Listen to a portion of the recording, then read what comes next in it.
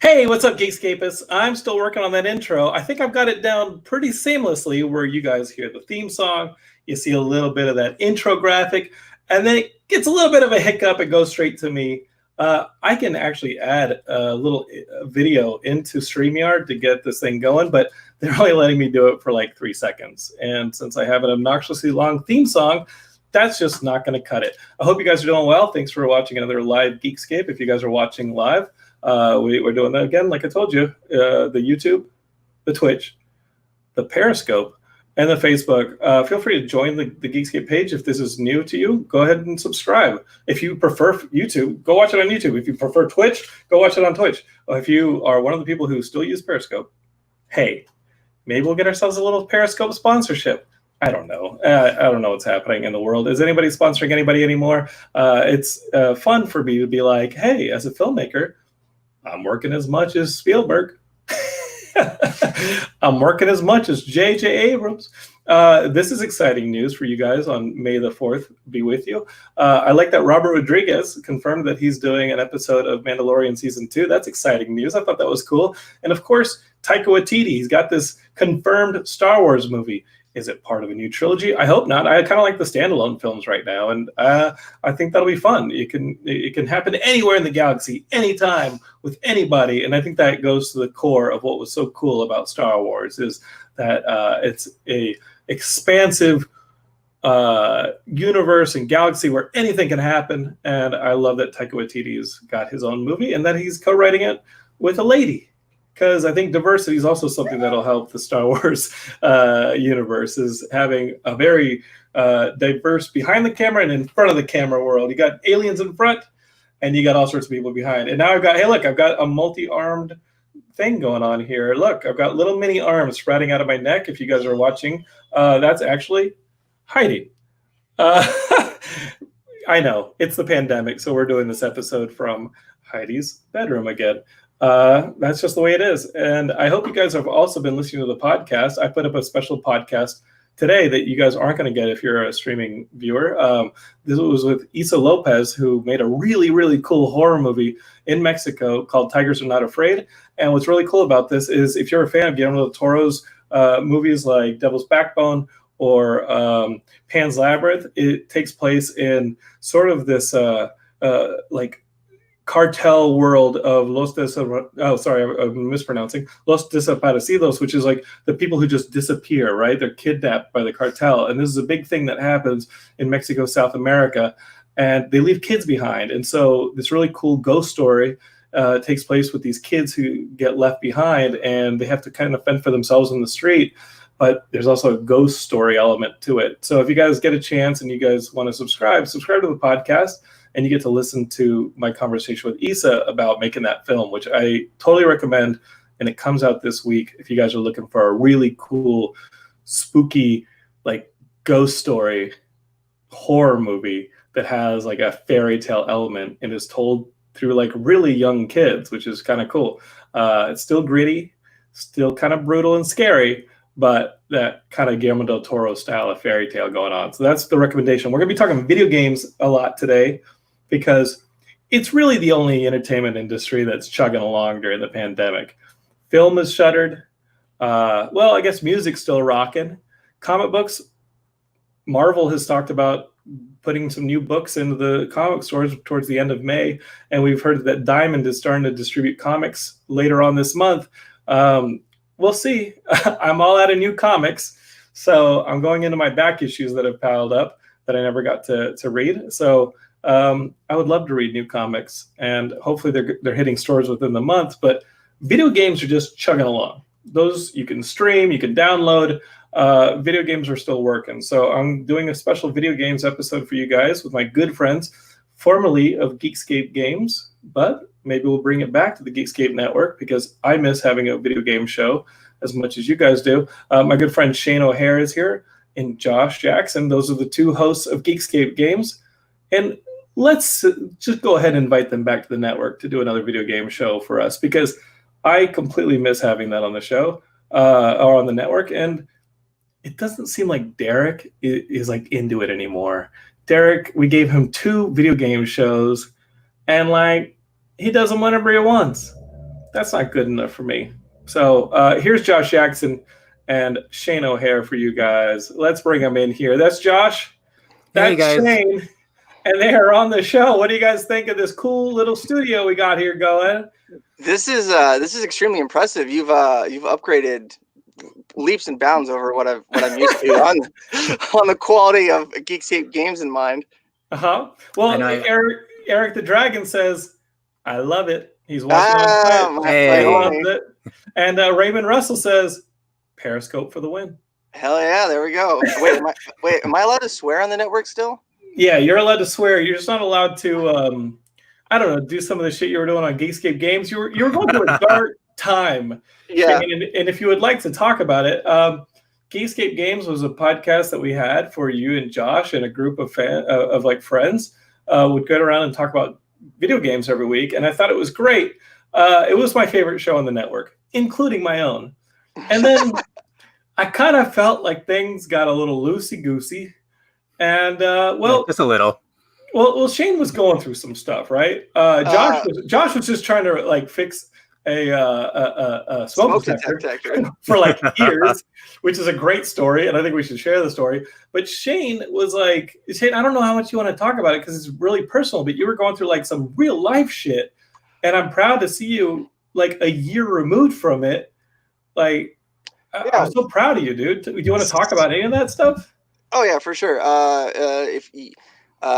I'm just about a year and 2 months sober. It was I can't even explain the shift in mental clarity and my behavior and my health. I was down 2 jacket sizes, so that's the best part. Let's be honest. You know, getting new clothes, that's the best part about being sober. But I was just, you know, let's say a bottle of Tito's every night level of alcoholism. So I'm glad to be off of that. I would, be drinking during Geekscape Games. My behavior outside of the show, I was just so much rage, and not like a cool, like, despite all my rage, I'm still just a rat in a cage rage, but like, just, I hate all my friends and I hate myself, but why doesn't anybody like me? Because I'm pushing them away. It's this weird shift all around. So, when I was hitting my 1 year sober date of February 12th, I reached out to John and everybody else, Josh and Derek, and I was like, let's bring it back. Like, I'm sober, I'm coherent, I can manage my time. I've got a job that doesn't want me to blow my brains out, and let's do it. And John graciously accepted my apology for my horrendous behavior. I mean, that's a tough way. I know that, like, whatever program you may have gone through would ask you to make some level of amends, but honestly, it was hard to even know what you were going through because it was so dark, and it was such a virulence to how you were, like, to your reaction to things, that it was really hard to talk to you in the midst of it. And man, I think Derek and I had like such a tough time with it. But the other day when you and I talked for like an hour just on the phone catching up, it was awesome. And obviously we talked before then, but you just sounded so much better. Like you sound better. You say you look better, you feel better. It's just a different Shane. And that Shane was always there, and it was hard to see that Shane in like little pieces swimming to the surface, and just knowing that he was drowning and not really knowing what to do because you're like in Wasilla, Alaska, right? And it was just so not a lot of support groups out here for substance abuse. Is the meth capital of the Pacific Northwest. So I'm sorry, man. Well, listen. I never got into meth. No, I never did meth. I know. Well, I made that clear. It was just a lot of alcohol. We got a couple people saying some things. Alex Salvato says, "Congrats, Shane." Thank you, Alex. We've got Appreciate it. Ian Rainey in Austin, Texas, saying, "Congrats, Shane." Oh, thanks. And then someone logged into the Geekscape Facebook account is saying, "You look fantastic. Way to go, dude." And hey, man, like, whoever you are, like, don't be using the Geekscape Facebook account to be like throwing in. Thank you, darling. Like, Thank you. Like, at least like switch to your personal account and then put on the. You know what? Actually, this applies. From all of Geekscape, you look fantastic. Way to go, dude. Thank you. And I want to bring you back into this because we can be hopefully some kind of a support network, and let's just keep going. Derek gave you a little heart emoji thing, and I think beyond all that, let's go ahead and we have a little surprise here for you. Here's Derek himself. Yes. Look at that with the professional. He's got that pro setup and everything. Look at that. Yeah, we surprised you with a little bit of Derek here. And, that was me commenting as Geekscape as well. I didn't realize it until it was sent already, but I mean, it's been a while since I've seen you face to face, and you look fantastic. And I don't know, I'm so happy that you're doing so well because I love you, man, and you look great, and that makes me so happy. I appreciate it. What about his Errol Flynn like mustache and beard? Like, what about that? Like you look like Captain Blood. You look like a 1930s swashbuckling like Hollywood actor is what you like with the whole thing right here. Now listen, Inigo Montoya, did you ever find the guy who killed your father? I'm still looking for him. The ghost of my dad is haunting this house as we speak right now. So the Six-Fingered Man. Is that right? I've never seen that movie nor read the book. You've never seen Princess Bride? I think you'd like Princess Bride. I think I would too. The only time it's been on in my presence was junior year of high school. We had a slow day in band class, so he put it on and I fell asleep behind the drums. What a memory. Well, what do you guys think? You guys enjoying the streaming thing? Josh, how you been during this whole pandemic thing? Yeah. You and I are both in LA, but we haven't seen each other. Yeah, it's been, the last couple of months obviously has been crazy for everybody. Thankfully I'm in a pretty decent position, all things considered. Have had plenty of times to catch up on a lot of the games that have been coming out. Like, I'm glad that we're sitting here and we're able to talk about this again too, because coincidentally, like as soon as this pandemic came around and the lockdown started, it seemed like at the same time all these games are coming out to kind of keep us distracted. Which is, in the opening, you were talking about how the video game industry is kept on chugging despite everything. And yet, like, a lot of the biggest releases of the year have all been in the last month or two. So it's been kind of crazy. So that's been a pretty good distraction. That may just be part of the deep state plot to keep us all, like, quarantined in our homes. And, I mean, notice, like, Bill Gates, big tech guy, maybe flooding the market with video games. Man, I sure thought Shane was going to be the one to bring up the conspiracies today. But I'm trying to restrain myself, but it is coincidental that Animal Crossing came out pretty close to the quarantine, so we need to look into the Nintendo deep state. Yeah. we have to be like, hey, you can't afford anything and you're all dying in the real world? Come to Animal Crossing and throw some beats. We got a lot of flood of positive comments. We got Derek's own girlfriend, Mika, saying, so good to see you all together again. Shane, you look so happy and healthy. Y'all are the cutest. And I said girlfriend, but this is a fiance situation. Is that right, Derek? Until the end of time, yeah. Until the end of time. I don't know why you guys are laughing. And then Raymond Russell said, this Geekscape is like a damn Hallmark Channel special. And you know what?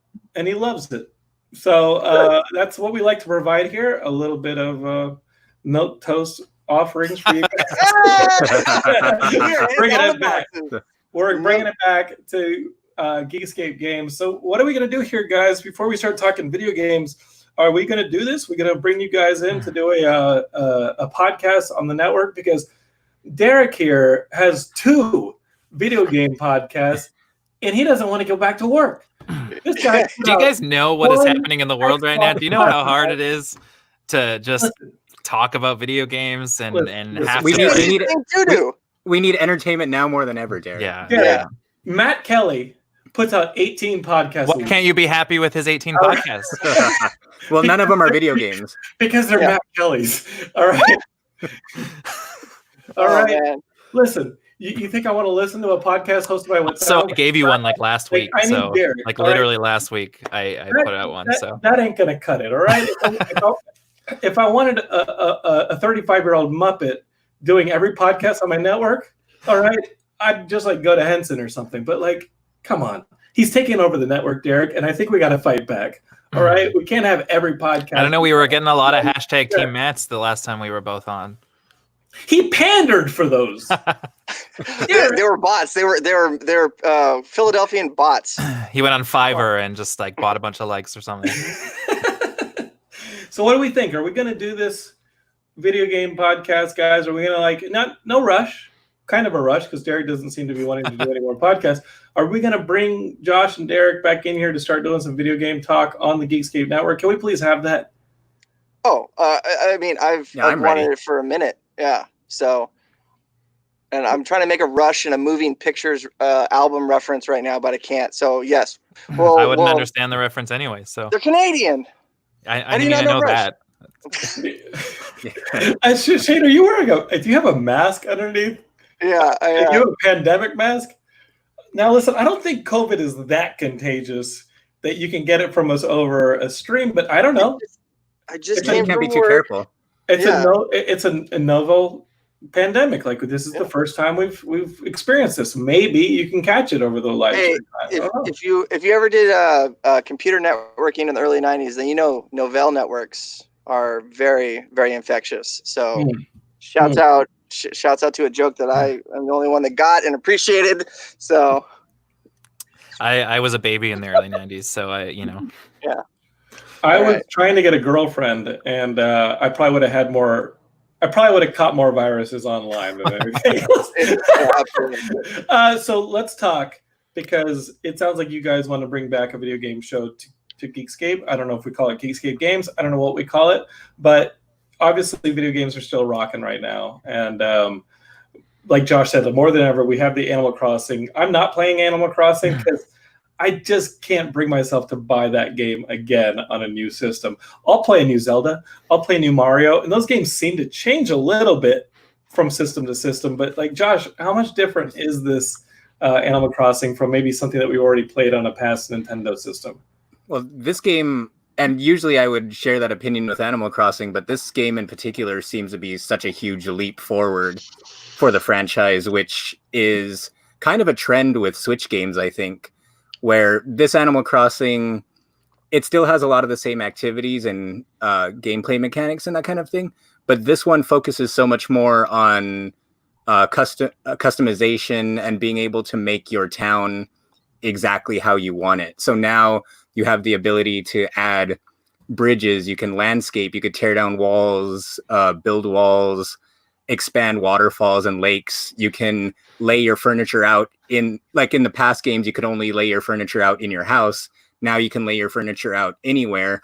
And like, if you go online and you see a lot of the different examples that people have made and posted online, that's to the point where you can almost create anything, because eventually you also unlock the ability to make custom designs that you can decorate your island with.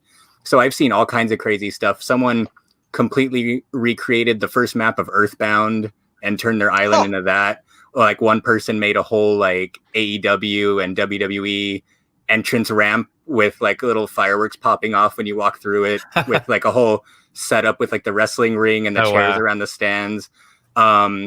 People have, it's as limited as your own creativity this time around, which I have zero creativity, which is why my biggest decoration is weeds at this point. But yeah, well, Shane, you came to my town, remember? And the first thing you said is like, "There's so many weeds." Yeah, it looked like an abandoned lot that I grew up next to. Yeah, I just wanted to make sure you felt at home when you came by. But I'm not used to all these like lower thirds and this like production quality. Like this could be like the next like Morning Joe. Watch out, Geekscape TV is coming for you. Well, I have news on that because Matt Kelly infects everything. He's actually doing horror movie night right here on live stream tomorrow night. So that's going to be a set thing, and I don't really have a set schedule for Geekscape because I'm quarantining with Heidi, and this is her like room, and it's kind of an imposition to be doing the show. She's been great. She's been amazing. But just don't be late for dinner again, I tell you. I mean, this is her space. But Matt Kelly I think his schedule is wide open.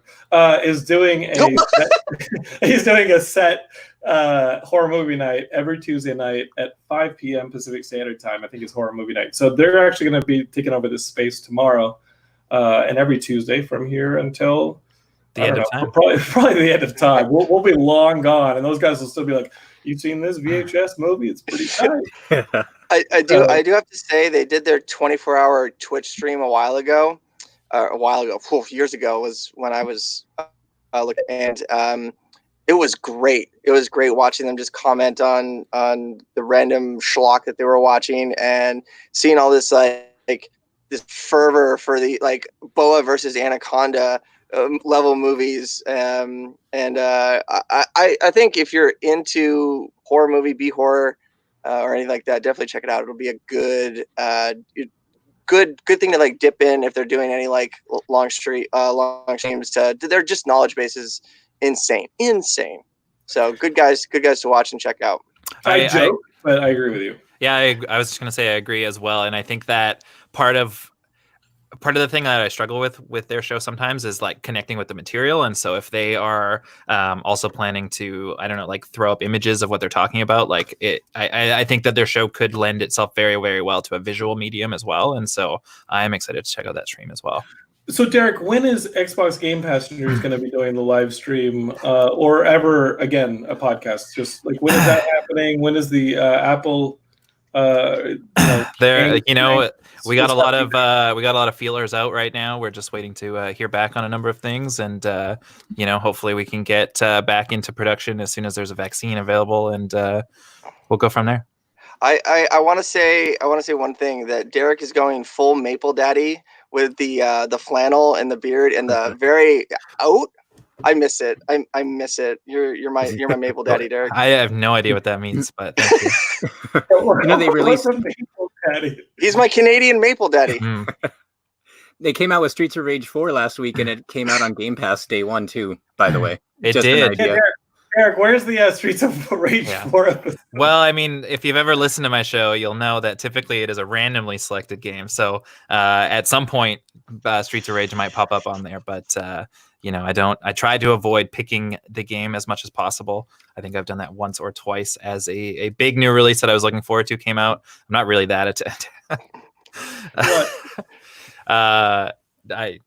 the lower thirds, it really adds a lot to the show. And for those that are listening, it says Derek has no intention. Hold on. Let me fix that. Derek has no intention of podcasting.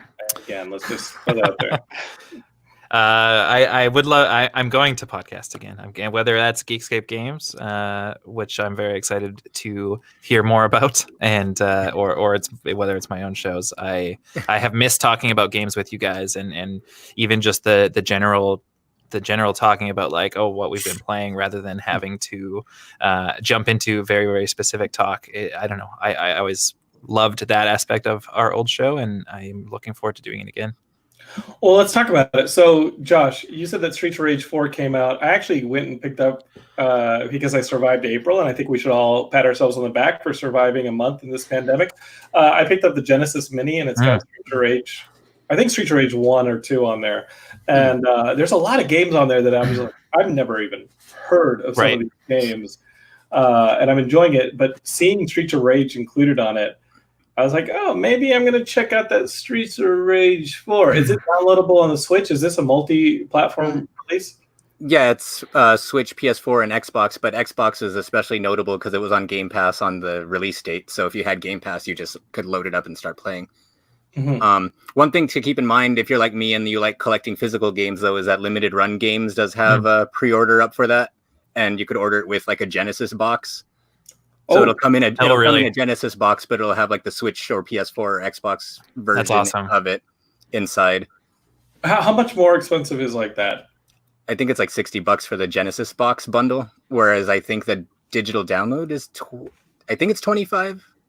But since I got it on Game Pass, it wasn't any extra charge. But my friend told me it was $25, so I believe him. So. And now, is it one of these things where I can play online with you guys? Like if I download, what did you get it for, Josh? I have it on Xbox One, and it's you can play either local or online multiplayer. And it has like, you start off with 4 characters, you get a 5th in the story, and then the more points you get through your accumulated playthroughs, you start unlocking more and more characters. So I think by the time you unlock everybody, it's something like 12, 13-ish characters you can play Holy with. crap. Yeah. Now, Go ahead. Isn't there a new King of Fighters side scroller that just came out recently too, or is that part of Streets of Rage bundle? Well, the King of Fighters one is a mobile game. I think you might be thinking of. Gotcha. There's a side-scrolling beat-em-up King of Fighters game, but it's like a money sink mobile gotcha thing. So you're right into it then, is what you're saying? Yeah. And I downloaded it the day it came out. Yeah. If anybody's susceptible to those like pay-to-win mobile games, it's you. Well, no, you know what though? I've never paid money for any mobile game except for Bang Dream. And not that. And there was only because Kenny Omega told him to. And Bang Dream was only because I didn't spend money on it at all. And then when the 1-year anniversary came out, I was like, I got a year's worth of entertainment for $0. I'll throw them like $20, whatever. So but yeah, playing it. Well, I can't even get into something called Bang Dream. No, I'm still playing it. we talked about that back on Geekscape Games. Like I remember. I've played it every day since I downloaded it, and it's been like almost 2 years now. How's the pandemic treating you, man? It's fantastic. I'm still like top 1,500 in every event, so I'm pretty good. Josh is like, I'm never going back. I'm never going back. He hopes society crumbles, and he's just left with his Bang Dream. You see these guys at the Capitol buildings protesting the reopening of the states, because to me, I think that these like Al-Qaedas, these Walmart like AR-15 guys. You see these dudes who are like Meal Team 7, these Al-Qaeda dudes who are like, they've got their Walmart AR-15s and they're like, reopen the states. I gotta go to Chili's. I think they're just pissed because they've been hoarding beans and water for the last 5 years, so that the entire society crumbles, and with it goes the government, and they can because they've got the guns, they can put themselves at the seat of power and be like, now we running things. But instead, people are just fucking playing Animal Crossing and sharing memes and Baby Yoda cereal pictures with each other. We're like, oh, I'm gonna make some masks and I'm gonna bake some bread. So it's not the apocalypse they want. So I think that's like Josh's version of that is, oh yeah, I just want to never go back so I could just play Bang Dream all day. Yeah, I might finally be able to get into a top 100 rank or something. I don't know. Theorist DJ calls them COVIDiots. I like that. What was the David Koresh group in Waco? I call them Branch Covidians. Is another name for them. I think we all had a different vision of the pandemic and the apocalypse. Right. There's toilet paper in the stores now. It seems like we're probably gonna get through this thing for the most part. Knock on wood. That the government doesn't think some of us are completely, expendable, and hopefully we can do this. I work for a printing company, and when the toilet paper disappeared, I called up one of our suppliers. I'm like, do you guys carry toilet paper? And they're like, we've got a whole warehouse full. Come in and get 96 rolls for $60. There you go. I'm right there. So they got it in Wasilla, Alaska. I mean, the rest of us, we had to fight for toilet paper. Well, the retail stores was bedlam. Costco, Fred Meyer's, Kroger, Safeway. It was bedlam, absolute nuts. But the Korean grocer was full. And my paper supply company had toilet paper. Racists were like, I don't want to go in that store. Yeah. But they were out of rice for some reason.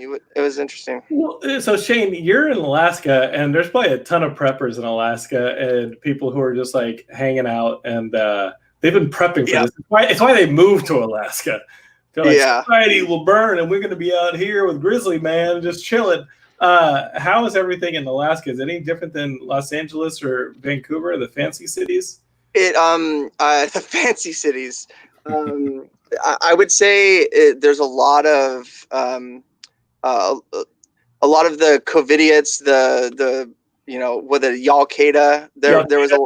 There's a lot of those on Facebook right now, and we had there was a protest, but it was a vehicle protest, and it was the saddest bunch of dirt-ridden, beaten-up, chip windshield vehicles driving around, and I coined the term "white trash Photoshop." Oh Which Jesus! is they drove around with a picture of our mayor's head on Chairman Mao's body, but instead of instead of like this has Photoshop, gotten too nerdy for her. She's like, I'm out. I Heidi's thought out. that you ignored my comment. Well, Heidi's making comments in the chat, but I'm like, no, we're doing a show here, Heidi. I was talking about Tetris. We're doing she just wants to talk about Tetris and Maple. and stuff. Okay, Maple story. Anyway, now she's mad. Yeah. So I would have given you your own window. Okay.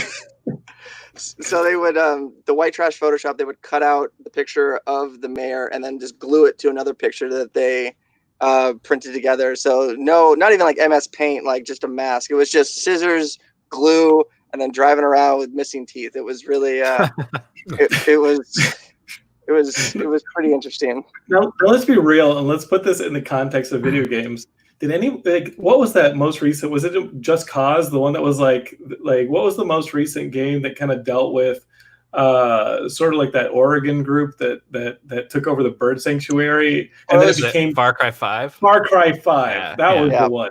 Did anybody else think of Far Cry 5 when this whole thing happened? Because that's the first thing I thought of. Was like, oh great, we're living in Far Cry 5. I feel like the people in Far Cry 5 are way more coherent and put together than the jamokes that we got around right now. What is that a game where like you're just running around in Far Cry and then suddenly you get attacked by like a wild animal on top of people shooting at you, like something like a panther comes out of the woods, just jumps on you and you get killed by a mountain lion? Yeah. Why not? See, that's just a normal day in Wasilla, walking around. Like, remember that time that there was that bear out in Willow? Told you about that, right? Right. So Shane works as you used to work as a realtor, and you were out. I'm retired. You were putting signs out in the middle of nowhere, which is really just anywhere in Alaska. But you're out on the fringes of the wilderness, again, anywhere in Alaska, and you're putting this sign down. And as you're returning to your truck, you hear something behind you. What was going on there? There was I went out to this area called Big Lake, and there was this. I went out to the back of my truck, and there was when I was going back to my truck, at the front of it was a bear, and motherfucker just. Sorry, I'm still allowed to swear, right? Yeah, you can. You just aren't allowed to be drunk on the stream. And just no swearing in the first 5 minutes. Westwood won't like it. Oh yeah. Oh yeah. And then they decided to run at me, and I had to defend myself. How big was this bear? Does it matter really? Yeah, does it matter? Yeah, does it matter in that situation? There's a giant bear coming at you, and you luckily like had some defense like in the truck. No. Oh, you had a gun on you, and then oh my god!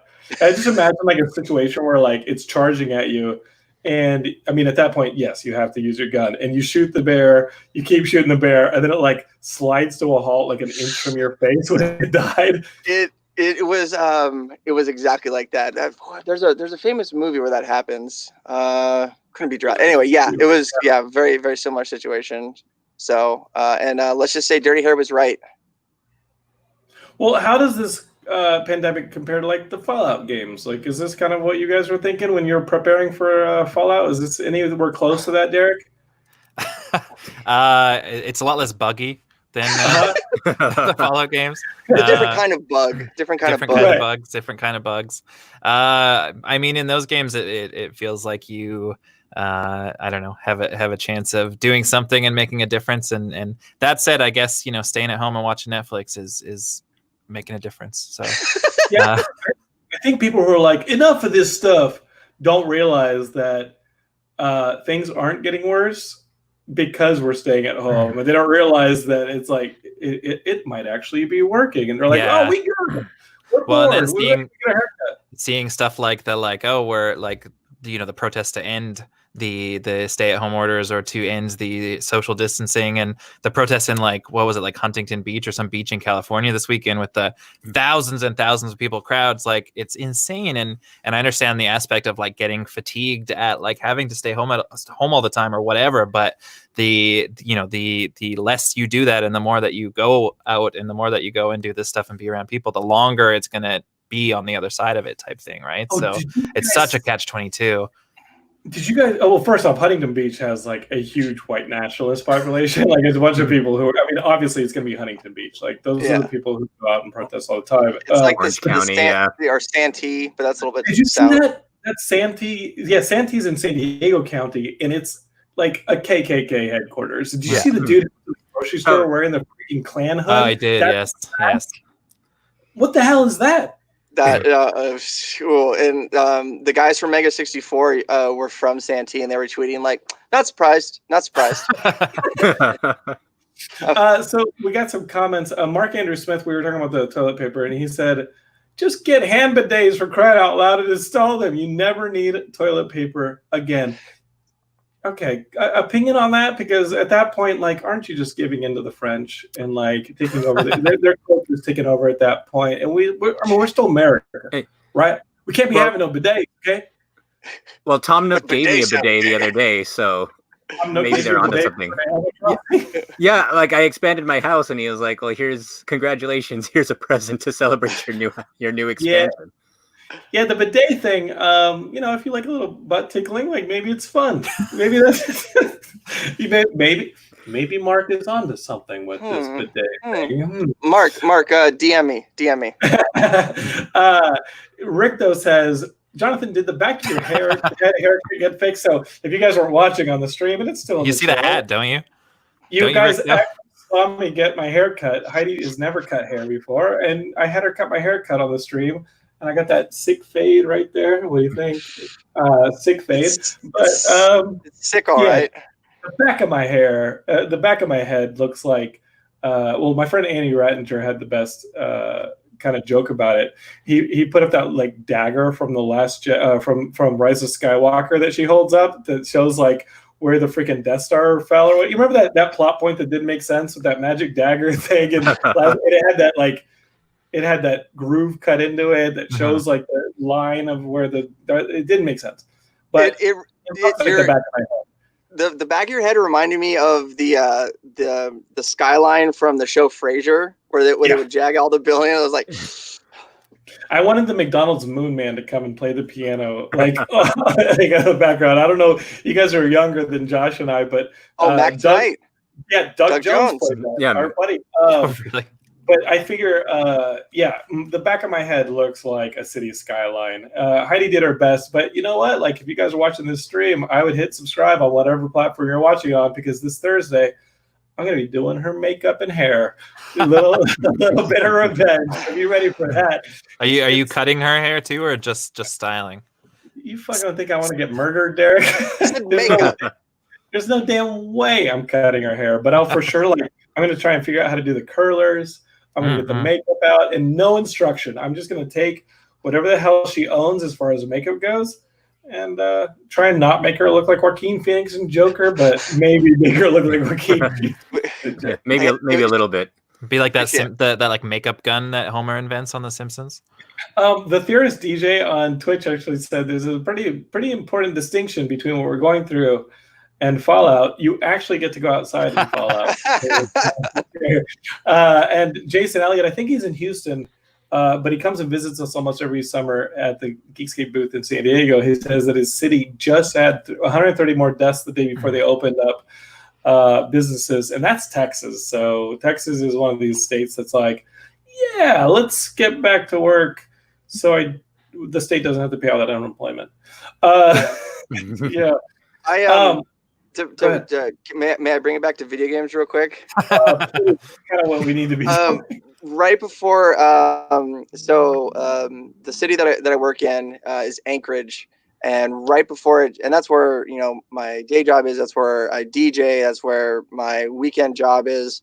So it shut down fast. Like, they were all of a sudden, the mayor's like, noon today, shut down. So that day I had to go finish my Animal Crossing pre-order. Priorities. And I thought it would be funny, like, oh, hey, this will be funny. It'll be good for the likes. I got a copy of The Division 2. And I made the joke like, oh, I'm just prepping for the pandemic. That night when I got home and I fired it up, the beginning intro was just a little bit too real, and I actually put off playing the game for a couple of days because it was really, really close. And that whole thing was a weaponized smallpox that started around November, which also just so happened to be when all of this started happening. So I was like, no, two L's, because we're twice the loser. Okay. And it was a little bit too real, but I actually just beat the game the other day, and it's once you get the anxiety off, it's great. Surprisingly, it's one of the better Ubisoft open world experiences that they've put out. So if you want a good $40, couple 100-hour pudding game, it's on my list right now. It's good. So what are the games that are being delayed right now? Like, obviously we talked about like games still being able to come out, and it seems like everybody's just playing Animal Crossing. But Last of Us 2 got delayed, but did it get delayed for that much? No, it was, and it kind of got delayed. It got delayed, I think it was about a month ago at this point. And they basically just said that they wanted it to get out when everybody could play it at the same time. And then just earlier this week or last week, they announced a new release date, which ended up just being like a couple of weeks after the last release date. That release date announcement also was less than 24 hours after like a major leak for like plot points, cutscenes, all this sort of stuff for the game came out. So I don't know if they were related in that they were like, well, the shit's out there now anyway, so let's get it out there before everybody like gets the stuff leaked on. Like they're at the point where like the entire Last of Us subreddit is and we haven't even started talking about their employees yet. Yeah. The entire like Last of Us subreddit's like shut down, and every single comment, every single post needs to be approved because, just like when a Marvel movie comes out or a Star Wars movie comes out or whatever, like people are all over Twitter and Reddit in right. completely like unrelated spaces posting these spoilers. So I don't know if that was the reason for the like release date that was so soon after the last delay, but the game, they just announced that it went gold today, so it comes out on June 19th now. Yeah, Jason Elliott says it's coming out in June. Yeah. So I've just started replaying the first one actually to get ready for. Did you stay away from the leaks? Because I was I did not get leaked on. I did not get leaked on. Yeah, no, I've been very careful because the first one is like I know Josh, you were mixed on the first one, but it's like one of my favorite games, and the last time I played it, like my last save on my PS4 was like 2014, so it's been a long time, and it's amazing playing through it again because so much of the stuff I've just completely forgotten about, and so in a way it feels like I'm playing it for the very first time, and it's been a pretty great experience. So there's DJ on Twitch says I'm more scared of getting The Last of Us 2 spoiled than actually catching COVID. Okay, I mean, have their priorities. I think that's a reasonable one. You can recover from coronavirus. You'll never recover from learning something like that and never being able to experience it. Don't cry that it's over. Some people are not recovering from coronavirus. Wait, what? Some people are not recovering, but there's a percentage of a chance. But you know what? Just roll around a bit. You'll be all right. You're right, Shane. Some people, if you see those spoilers, you ain't ever going back. Juan Carlos, our good friend, says, Shane, you're looking like a magazine cover. Thank you, darling. Thank you. He didn't say which magazine, but which magazine are we talking about? Because Juan Carlos, he's not joining us. He's a part of the Geekscape crew forever. He's a video game player like us.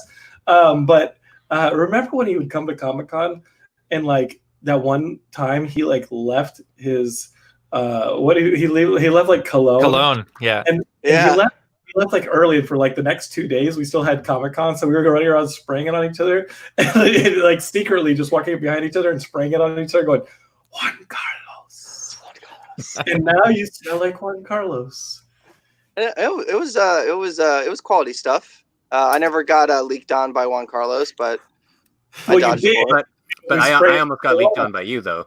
Oh, let's talk about that. That was a pretty sober Shane. Was the summer at Comic-Con where Josh looked up and Shane had partied a little too hard. I don't even know if you were. I thought you were just like sleepwalking. I don't even think that you were drunk or anything. Yeah, I think he was It sleepwalking. was sleepwalking. Yeah, it was sleepwalking. But Hey, Josh, why don't you tell the story? What was going on there? You were sleeping middle of the night. Shane had a little too much to drink at the Comic-Con. And I have to say yes, you're right. I did imbibe on alcoholic libations a little bit too vigorously. Bars open. And bars open, man. If the bar's open, you know you can't leave them hanging. But Shane at Comic-Con, like Derek, like emptied out the freaking Amazon Studios buffets. That was before Amazon was doing much, so it was other companies that were feeding me at that point.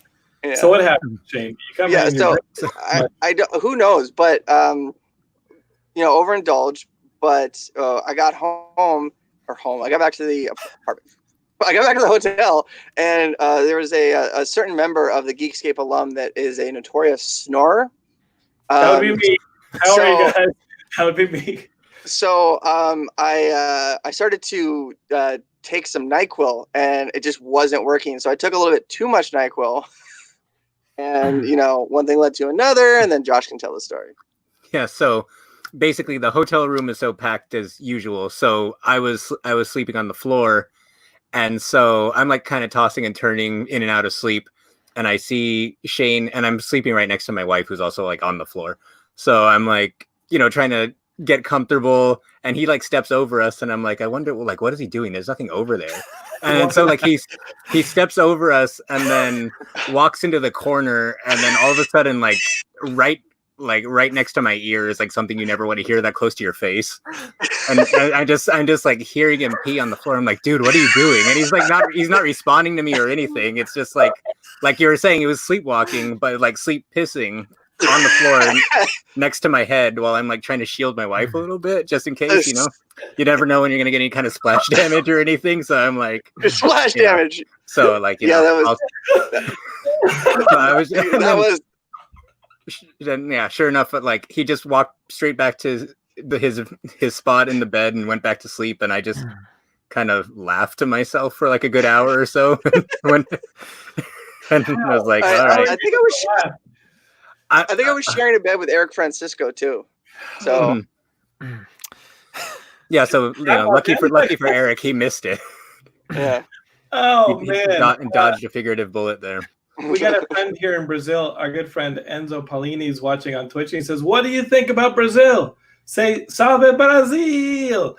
We love Brazil. Our other friend who joins us at Comic-Con, Guy Pereira, he's in Sao Paulo. So we love Brazil, and we miss Guy. And hopefully he can make it back to the States because, like, he has a visa. He can come back to the States. It's just locked down. So. Yeah, he's one of the nicest people I ever met, with the sharpest wit ever, and he'll have these great translation. I guess I don't want to say translation error, but his word usage is very unique in certain situations, but it's very eloquent, and it's like, oh man, I wish I could talk like that. It's like if Fez was funny. Yeah. The 70s show. If he actually had some real good digs, it was because I think Fez's character was kind of like oblivious, right? Like the whole joke was, oh, he's not from the States, so we'll make fun of him. But Guy knows what's going on, and he's got a huge pop culture knowledge, so he's slinging the jokes. Juan Carlos says that Shane, your incident with Josh there was realistic Magikarp cosplay. Magikarp with the splashes. Yeah. Rolling all in it. And Juan Carlos has a nice memory from Comic-Con. He said, on our first day together, Shane asked me to help dress him in his MLP cosplay.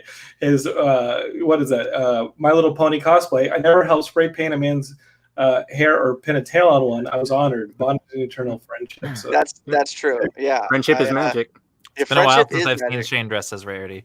Yeah, I actually never mind. I'm not gonna go down that road. But let's just see. When Comic-Con, if it ever comes back, there's a second Rarity cosplay, Rarity 2, in effect. So Well, hopefully you'll have fun at Wizard World Anchorage at that one.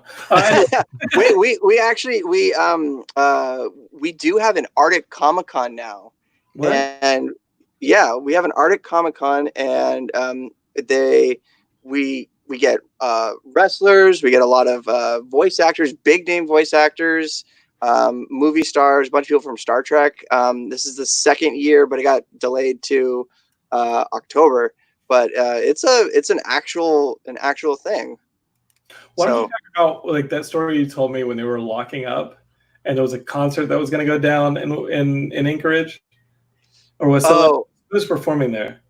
Yeah. So I work for a production company, and they had booked Ja Rule for a big stadium show, our only like stadium event, and it was almost sold out. Like there was a considerable amount of hype, a lot of tickets bought for the Ja Rule show, and my the girlfriend of the head promoter texted me, and she's like, "Man, I think Ja Rule just jinxed us because he tweeted, 'I'm in Alaska. We ain't got corona. We're gonna party tonight.'" And sure enough, hours later, the mayor's like, "Hey, you guys got to cancel." So, Oh, no. and then everyone was like, "Firefest 2. God damn it, Ja Rule, what are you doing?" And it's like I couldn't believe the hilarity of the timing of that very, very pompous tweet. And he lived with the machinations of his mind. Poor Ja Rule. Yeah, he'll never recover. I wonder what he's up to now. Well, what do you guys hiding? What else are you guys playing? I've literally, like, Heidi and I have been doing this master cleanse, and we're on day 5 of 7, so it's going to happen. We're going to make it, and it's just one of those things where you're like, hey, like a juice cleanse, or you're like not eating food, or what's the deal? No, I'm literally taking this this is lemon juice with like cayenne pepper, and that's all you eat. A maple syrup, I think, is kind of what it is. It's the master. They call it a maple daddy, I think. Yeah. And basically, what I've been doing is anytime I get hungry, I just play Mario Odyssey and try and get more moons. It's like my whole thing is like, okay, just ignore the fact that you are starving yourself, Jonathan. I know you're hungry.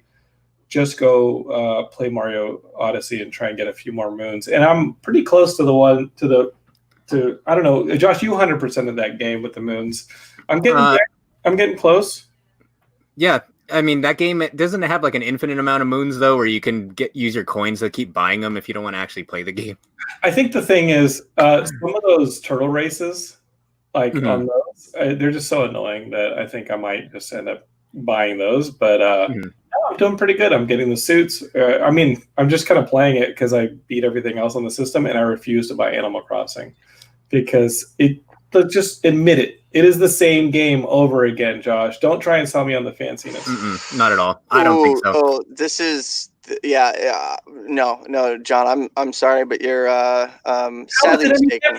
Because every time Nintendo's like, "Hey, look, shiny Animal Crossing," I buy it, and then like 2 weeks later, I've done everything you can do in the game, and it's not fun anymore. But this time they have the internet, so they're adding more content. Like they've already done a bunch of like new events, and they've already announced like a slate of events through I think the end of June at this point. Like they've done so much free content already, and it's all been free. Like all this new stuff that they've been adding. After we're done, I'm gonna have to send you some like videos or articles or something of what people are doing. And you can like visit other people's towns. Like what the heck? You could just jump into Josh's town. Some people are like I saw old Geekscapist Matt Rodriguez. And I think it was Matt. And he was talking, turnips were like really cheap in his town on Sunday. So this is like a whole stock market. I don't know if you know, with the turnips. Turnips are really cheap at his town, so he's like, if you guys want cheap turnips, like jump into my town, here's the code before noon. Like there's like this whole community, and there's like this weird, like people will come to your town and like clear the weeds out of it and like all this sort of stuff. Like it's a whole different experience because of the online aspect. Oh man, you're gonna make me buy this game. Wait, all 3 of you guys are playing it? Oh yeah. Only a little bit. Michaela's really into it. Unfortunately, my Switch is modded, so I cannot take it online. And I'm sure she'll. Do you have the one where you bridge the 2 pins on the right Joy-Con? Yeah.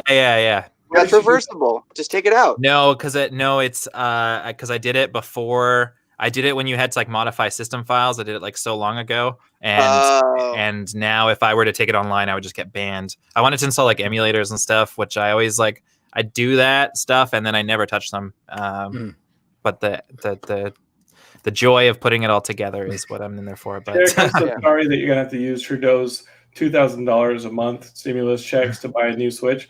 I don't get that $2,000 a month. I have to work every day for my money. So we got. I mean, I have the. That said, I have the. I can work. So that was a. I'm very sorry if you lost your job. Well, it was. Use that money to buy a new Switch because it sounds like you broke yours. Big Yank says, I asked John if he was getting Animal Crossing. He told me I didn't have time. Then COVID happened. Nothing is going to convince me to get Animal Crossing more than you three, or at least you two who didn't mod your systems playing with me. So maybe. Alex Salvato's got a question. This is an Apple TV show. Anybody watching Mythic Quest? Do you guys know this Mythic Quest? Yeah, Mythic Quest. Mythic Quest.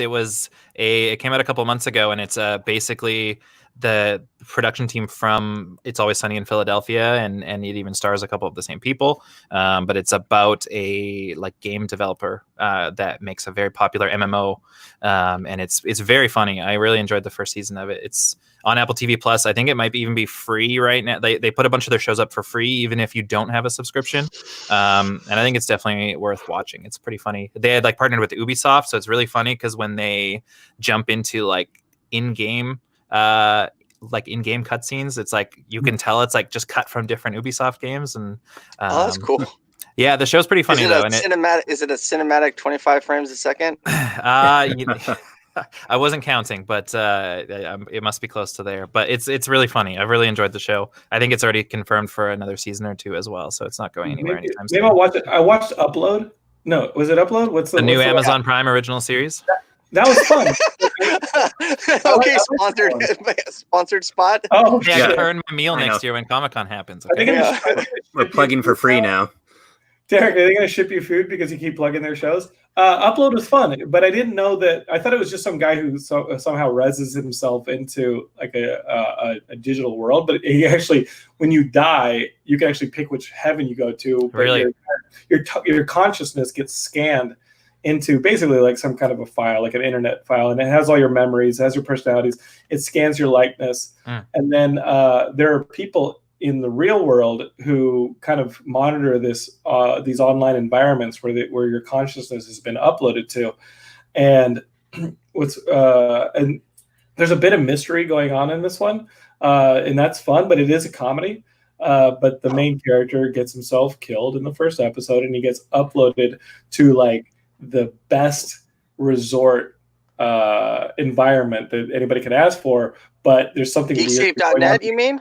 Yeah, it's Geekscape, but it's got all the food you can eat. It's got a really nice lake. It's kind of where you want to be, but there's weird stuff going on. There's limitations, they got a lot of funny jokes about the graphic processing being too slow. So when you see the lake, if you look at the water, it's just the same really repeating animation over and over again. That's cool. And it's got funny details like that, but I definitely recommend Upload. It was fun. I'll watch more of it. But I think does it have a Twin Peaks vibe to it a little bit?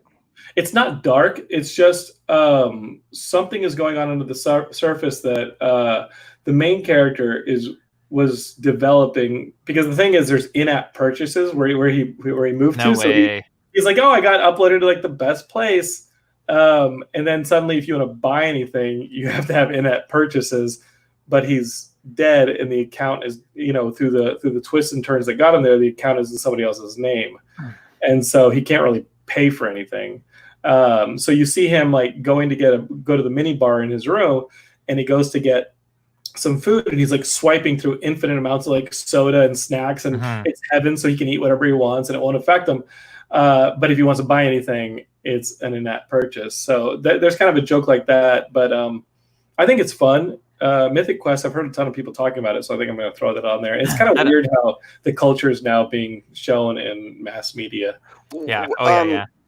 Derek, what's your 30-second review of Apple TV and its premiere shows? Honestly, I've really liked most of their shows so far. I think that their real problem is that I mean, like it's free from like if you buy an Apple device, you get it for free for a year at this point, and so I think that's a really great way to get people in. And then by the time your year is up, the second season of the show that you really liked on there is going to come out, type thing. So I think where I struggle there is that they have. Like I've really liked a lot of their series, but their problem is that there's not enough coming out. I think, they something ends and then it seems like there's a big, from the morning show, which was fantastic, to Servant from M. Night Shyamalan, which I really liked. They just started a new one called Defending Jacob that stars Chris Evans. That seems really interesting, and I've watched a few episodes of that. What's the show that's a restart of that Spielberg show from like the 70s? Amazing Stories. Yeah, I haven't started that one yet, but it's out. Yeah. I haven't seen it yet, but I've heard a couple of friends have told me that they really liked it. But it seems like that one of their big shows will end, and then there's like a big gap where it's like a month until something else starts, and I don't think that their scheduling of content is like strong enough yet. Like it's one of those things where it's like, oh, I need a new show because I just finished something. You almost don't even think of that until you hear someone talking about a series that's on there at this point. I do want to say one thing is that I saw a clip from that. You said it was Amazing Stories. Yeah. I saw a clip from that show where one of the episodes, and this is not a spoiler, the main character is traveling through time and he has to like charge his phone. And if you were in a situation where you needed to charge your phone, you're like, man, where's my cable? Where's my charger? But he basically does like a wink and a nod. It's like, man, here's my lightning cable. I need to find my lightning cable. I wonder where my lightning cable could have gone. And so you can definitely see that. I saw that. I was like, man, Apple's pumping some money into this to keep it going. That's pretty hilarious. Yeah, it's interesting. Like I have always, something that's always like bugged me in TV, a lot of TV shows, is like when someone's clearly not on a phone call or taking there's pressing buttons and you can they put it up to their face and you can see the like home screen or the notes app or like something like that. They do a very good job with most of their stuff of making it look as legitimate as possible. So that's a detail I have appreciated in their series. There was that music video from the 90s with Mia where she was texting someone on an Excel spreadsheet in her smartphone. Yeah. There's definitely been none of that. Yeah. Well, what are you guys playing beyond Animal Crossing? Because Shane, you said you were playing one of the Ubisoft games. I'll do a bunch of missions in Division, and then I'll get too stressed out and anxious, and then I'll play Animal Crossing to like tone down. Rinse and repeat. Rinse and repeat. I did. If anybody has been following Geekscape, I've been talking about getting a high refresh rate monitor for probably the last 20 years of Geekscape. And so I've with when the Trump check came out, thank you Trump. So I got a 27-inch gaming monitor and a brand new graphics card. So nice. I've been getting back into Overwatch. I got into that Valorant beta. So John, thank you for letting me attach my Riot account to the Twitch account. And I have Xbox Game Pass for PC, which is the best deal. So good, right? So good. Like that Gears Tactics just came out and it looks fucking awesome. It's installing. I'm gonna get. I have a game called Frostpunk, which is kind of a Civilization type game, but you're fighting in this world. Is that by the guys that made This War of Mine, or same publisher or something? I feel like yes. Okay. Yeah. I got drunk with those guys at PAX. So not anymore, pal. No, never yet. But it's Game Pass. Game Pass is. Are you going to be streaming these on the Twitch channel? When I get my new server in, which is part of fixing the Geekscape Games experience, because I've got right now I had to unplug everything because my network stuff, blah blah blah. Anyway, so I think that'll be something on there because Derek turned me onto it, and Derek's turned me onto a lot of things. I'm good at turning them on. Yeah. Well, let's talk a little bit about this, because now we're streaming these episodes on Twitch. Matt's going to start streaming these episodes on Twitch. Let's just make a schedule so that, like, if Shane wants to jump on and stream games, or Josh wants to jump on and stream games, whoever wants to just jump on and stream to the Twitch channel on Geekscape TV, like, let's just figure out who's on and who's not, and like, let's make a schedule. That'd be fun. It'd be fun to have a lot of constant content on there. Yeah, I agree. I totally think you guys should go for it. I think I'm going to do like 3 of these shows a week, which is what I've negotiated with my studio rental, which is Hardy's bedroom. So it's fun. And what's crazy is this whole streaming thing came out of me just in the pandemic wanting to meet people. So I literally went to my car every day and got on Facebook Live and started talking to people who are on my Facebook, and they seemed to like it and keep checking in. So I made it a standard thing. And then when Chris Gore came on the show, he was talking about StreamYard, and I saw the possibility, and I think we're going to keep going with this thing. It's kind of fun. I like talking to people remotely, and when this is over, we'll definitely have the StreamYard thing with somebody sitting here with me, and we'll maybe make it look a little bit more like a professional show. But I think the streaming thing is in this day. I'm so impressed with the professionalism. I kind of miss Dr. Waterman. Is Dr. Waterman going to show up? I don't know if Dr. Waterman's going to show up, but there may be some characters on the channel that show up from time to time, and we're not talking about Matt Kelly again. We're talking about you guys. So Derek, you've been playing some video games. It sounds like you have enough material to start new episodes of Xbox Game Pass. I mean, the main game I'm playing right now is not on Xbox and is a Sony exclusive. But aside from that, because I've been replaying The Last of Us, and then I have been like so into, and I never thought I would be one of those guys, but Call of Duty Modern Warfare has been taking over my life lately.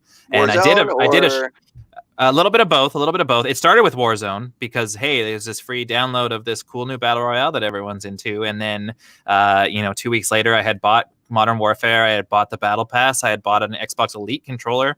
So it's turning into, this free game is turning into a very expensive hobby. But I have a habit and a reputation of moving on from video games very quickly. I buy a game, I play it for 10, 15 hours, and then I never touch it again, even if I was excited for it for years, it seems like. And at this point, like I looked yesterday and I was at more than 60 hours on Modern Warfare, which is insane for me.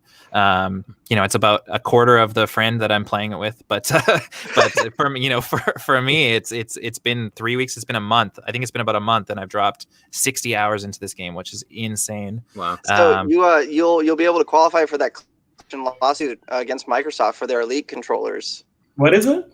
I don't think it was on their Elite controllers. I think it was for their controllers in general. There's a pending class action lawsuit basically stating that they purposefully make their controllers not very good quality so that they're out of warranty, they break, and then you have to buy a new one. So it's like an extra revenue stream or something. That said, that's funny because I did have to return my first Elite controller because out of the box, one of the paddles was like, you had to press it substantially harder than the rest of them for it to like actually activate. Derek, you have the worst luck. Didn't you also get like a PS2 that had cigarettes stuffed in it? Yes, I did. Yeah, my first PS2. Like you bought a used PS2 because I was 12 years old. I was 12 years old, saved up all my money for like ever to buy, at EB Games, so the Canadian GameStop, a pre-owned PlayStation 2. Which is like the small town that I lived in didn't have an EB game, so I have to get my parents to drive me an hour to the next town, and then an hour home. Plug it in, turn it on. It doesn't work, and the house fills with cigarette smoke. There's like literally tobacco. There's literally like you can see the tobacco in the fan on the back, and then did it light them or something when you turned it on, or what? Yeah, I don't know. I guess it had been off and then the act of turning the fan on like pushed a bunch of stuff out of it or something. And then I think that my dad cleaned it out, but then I had to wait a while to go and return. They're not like, we're not taking you back there. We just spent 2 hours of our day so you get this stupid video game. And Savage stuffs a PS2 full of cigarette butts. Yeah, and how that also gave me no faith in ever buying a used console from a retailer again, because it's guaranteed and we check it for everything and make sure it's all good. And I'm a 12-year-old kid that now has an addiction to cigarettes because of the quality of my console. So now Shane, I buy my consoles new. Well, Shane's vaping, so you're doing well. Well, listen, Shane, there's a little mute button.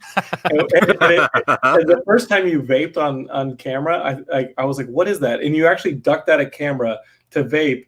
And I was like, is he doing lines of coke off camera? I was like, he just kicked alcohol and now he's just doing coke. But see that little microphone button next to your little thing? If you click that, my bad. No problem. It's for the podcast listeners who are going to be like, what the hell is this? Because we don't have the one problem with using this live stream and then taking the audio from it and putting it on the podcast is that I can't. There's no separate audio track, Right. so that goes over everybody's. Oh, I'm so sorry. I'm so sorry. I thought it was being clandestine. Derek, cigarette butts absorb heat. They did you a service. That might have been their fan system right there. They might have been like, hey, this thing overheating. The way as I remember it, the fan was so blocked though that you could like, there was no airflow left. There was no airflow happening in that thing, and it couldn't read literally out of the used console box could not read discs. Like I don't know if the laser was like covered in soot or whatever. The laser had emphysema. Yeah, right. Like the thing did not work, and I think it was only like $30 less than a new console, and I was an 11-year-old kid or a 12-year-old kid, and $30 is a lot when you're 12 years old, and so that's like $1.50 American. Yeah, right. Yeah, but yeah. You could buy like a newspaper with that or something. Your parents aren't necessarily the kindest to the video game hobby. That's correct. No, actually, my dad was a huge. Yeah, my dad's a huge. Not anymore. Right, your mother, your mom, not a fan. There of was Final that time Fantasy she threw my Commodore monitor down the hallway, but wait, what? Your mom threw your Commodore monitor down the hallway? Yeah, it was like a rare monitor as far as I remember as well, and the plastic casing broke. I had spent too long playing Final Fantasy and or something like that. She might be watching this, so I'm not going to get into that. And I remember it was Final Fantasy 7, and you didn't have a memory card, and you didn't want to turn it off. No, you do. That is exactly what happened. And you would come home from school. I think that it might have been a residual like anger towards, no offense, Derek, but like your dad is, if he's a constant gamer and then she sees like her son picking up the habits, I think it's just triggering. It could be. It could have been. Yeah. I'm not freaking doing this again. Yeah. And then you gotta give her a pass on that one. That is like I'll never forget. PTSD or something. You were talking about Final Fantasy VII. This remake, I was all for it because I was in college when the PlayStation came out and everybody was getting a Final Fantasy VII, and I couldn't afford it. And then, it becomes one of the best games of all time. And it's one of those games that has always been one of those where I'm like, oh, I'm going to get it. It's on a million systems. But I hear there's a remake, and the remake took forever to come out. So I kept saying, I'm going to get the remake. I'm just going to get the remake because I'm way past wanting to play the blocky old school PS1. And then I found out that the remake is really just like the first half of the game, and it seems like such a greedy move that I didn't want to support it at this time. Am I making a mistake? Should I dive into the Final Fantasy VII remake? I don't want to get halfway through it and then have to wait like years for the rest of it because it's going to be years. Like it felt like forever this version came out. Josh has a good take on it all. No, it's weird. It's hard to really explain because the game itself, it's like a full-length game. Like it took me 41 hours to finish, which was longer than I spent on the entirety of 7. Oh wow! When it first came out on PS4, on PS1. But no, it's not the whole story. It covers like the first maybe like 5 or 10 hours of the main story, and it just filled with a lot of extra content in the middle. Some of it is good, where they flesh out characters who really didn't get a lot of screen time in the original, but also, there's plenty of times where it just feels like it's just padded with bosses and boring side quests that don't really feel like they're significant to anything related to the story or the game. And it feels like a 20-hour game that got stretched out to 40 hours because they were really trying to make it seem like a full-fledged game, despite only having maybe a third of the story of the game that it's adapting, essentially. But whether or not you should play the original or the remake, if you've never played the original, I would probably say to play the original first because it's hard to talk about without spoiling anything. But I guess I'll just try to be as vague as possible and say that I feel like Final Fantasy VII is probably one of the most spoiled games ever at this point. I've never played it. I know what happens. No, but I mean, regarding the remake, Final Fantasy VII, I'm only playing it once in this lifetime. But like that's the thing that makes it kind of weird because the remake, and being as vague as possible without trying to spoil as little as possible, the remake is not an exact story. Like it's not exact. Yeah, it's not only is it not 1-to-1, but it's essentially starting to dabble in like multiverse stuff now. Oh, that's kind of really? cool. Hell That is yeah. kind of Yeah. cool. So that might make you want to play both versions. That being said, like, why didn't they? Is that the reason why they didn't just do a 1-to-1 like up-res adaptation? I think so, but I think they just kind of wanted to tell a different story, but also try to deliver the remake that people had been wanting for so long. That So makes they're sense. kind of trying to do both at the same time, if that makes sense. Well, So- what are you going to be playing now? Like, now that you're done with it, and now that we're like moving into this new zone. Obviously, we got Last of Us 2 coming up next month. But what are some of the other games that are circled on your horizon? Because literally, like, Nintendo does this thing where they have one major game per quarter. Oh yeah, and then And Animal Crossing, if I don't want to get into the crack addiction of Animal Crossing, I've got to wait. Like, what's the next big Nintendo Hey. game? Xenoblade Chronicles is coming out in a couple weeks. Yeah, the remaster with a new epilogue, right? Yeah. So it's using the graphics engine of Xenoblade 2, but applying it to the entirety of Xenoblade 1, which is like a 120 plus hour game as it is. And then on top of that, don't have it time has for that a new shit. Yeah, and yeah, I know. Tell me about it. I still haven't beaten the first one, but on top of that, it has a new epilogue scene because Xenoblade 1 and 2 do connect to each other, but in like a really vague way. So this new epilogue is supposed to be a better bridge between part 1 and part 2 narrative wise. But the best part about it is that if you finish Xenoblade 1 before, you can just select the new content from the start and not have to play the whole game to get to it. Which, that's smart. Like the other game that I spent a lot of time playing during quarantine was Persona 5 Royal, which is a similar situation. I'm actually wearing the Persona shirt right now to rep it a little bit, but because they need that grassroots advertising. Definitely. You know, Atlas. Even I didn't wear my Amazon Prime Video shirt. Come on, Sega's a small company. I'm the only one repping a Geekscape shirt right now on the live stream. I couldn't find one. I'm sorry because I was trying to get my. You look great. You look great. No. I know, darling. So go ahead, Josh. Sorry. I was just going to say, so with Persona, it's a similar case where it's a remake of the original game, but there's like a new epilogue, but you actually do have to play the whole 100-hour story before you could get to the epilogue. Jeez, yeah. And then if you don't meet certain requirements throughout the story, the game just ends at the same point as it did originally. So then you'd have to start all over and do the whole 100 hours over again if you messed it up. But well, there's a couple things I want to talk about. First off, when am I getting my Breath of the Wild 2? Oh yeah, man, my Breath of the Wild 2. When is Nintendo going to do an open galaxy, open universe Metroid game? Like their next Metroid Prime should literally be where you're jumping through, like you're going to different worlds, or you're going to like an asteroid belt, or like a different like. Yeah, they've sure been quiet on that one, huh? Since the announcement. Wouldn't that be the rational thing after you've done an open world Mario game, after you've done an open world Zelda game, to take Metroid and then put like an open universe together where Samus is literally flying to different parts of the galaxy, whatever it is, and like finding different tools and things like that, and exploring.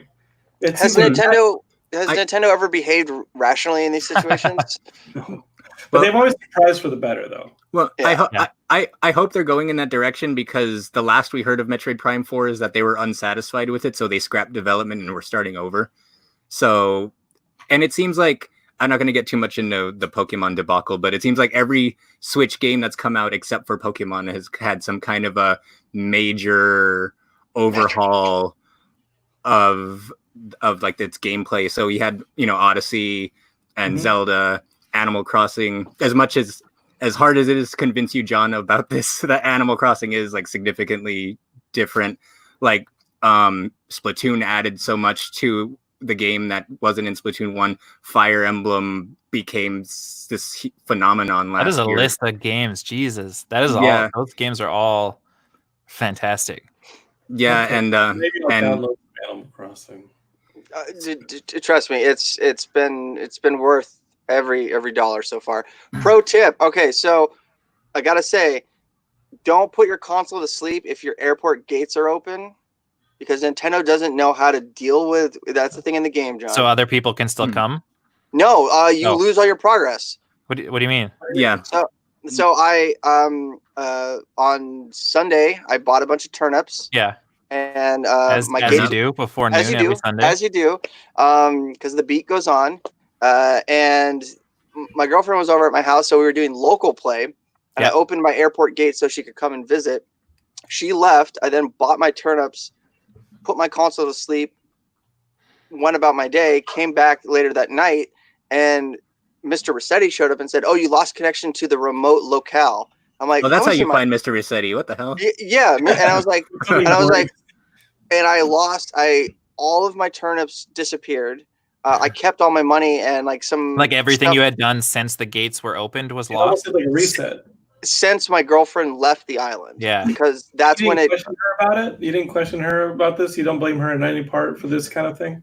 I mean, actually, no. She's a perfect creature who has done nothing to slight me in any way. She brought me pears, so Okay, well, that makes there sense. you That go. sounds like a non-native fruit right there. Yeah, Well- yeah, and that. I mean, by Christmas, for the Christmas season, we're getting a brand new Xbox.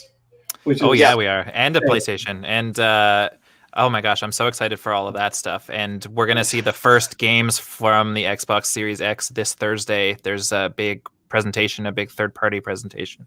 Will one of them be a brand new Zelda? Yeah, it's actually confirmed for launch day. Yeah. Those Hey, Game don't have Pass, ambitions. On Game Yeah, Pass, Game Pass day yeah, one. Yeah, those yeah. Nintendo Switch, Xbox Live rumors are That's- finally yeah, coming right? around. That was And you'll what be they able to created. stream- They put Ori and they put Cuphead on the Switch, and in turn they get Zelda.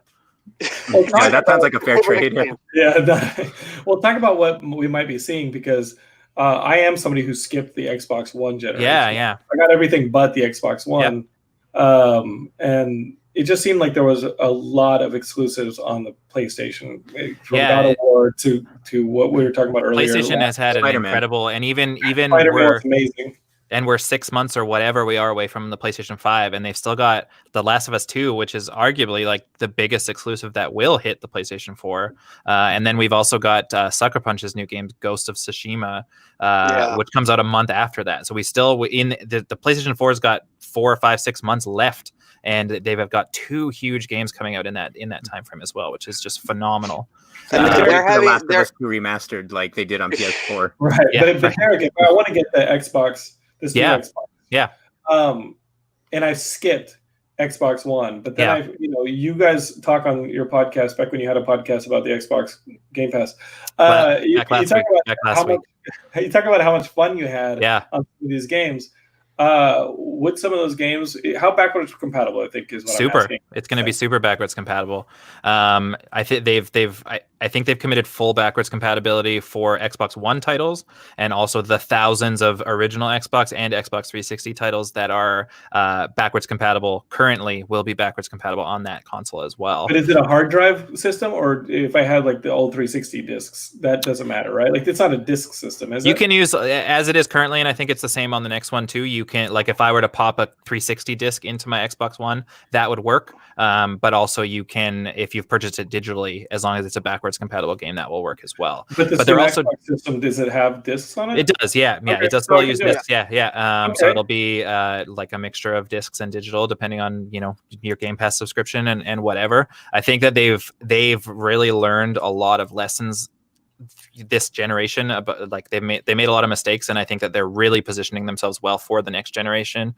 Just in the last couple of years, all the studios that they've acquired, like there's going to be some huge games for the Xbox next time around. They're also doing like some really interesting stuff. Like they've got a feature for the next Xbox called Smart Delivery, and so all Microsoft titles will support it. Third parties can jump on it if they want to, but it means that say in September I buy Cyberpunk 2077, then in November the new Xbox comes out, and they release an Xbox Series X version of the same game. Because it supports Smart Delivery, that Xbox One copy will be a next Xbox copy. I don't have to purchase another game because it's a different console. It just automatically will give you the best version of the game that you can play, basically. Sorry, I want to jump in. The one real interesting thing about the new Xbox Series is the physical hardware architecture is basically on parity with gaming computers now. So it's literally the same GPUs and CPUs, just on custom dies and custom silicone. and the new software is going to be basically a modified Windows 10.